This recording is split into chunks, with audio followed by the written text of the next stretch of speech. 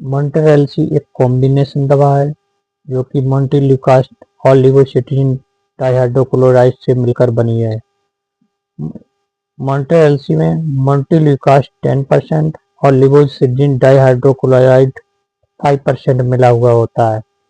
यह बहती नाक का बंद होना, जुकाम, खांसी, एलर्जिक कंडीशन, श्वास नली में सूजन, इन सभी समस्याओं के लिए मॉन्टेल्यूकास्ट टेबलेट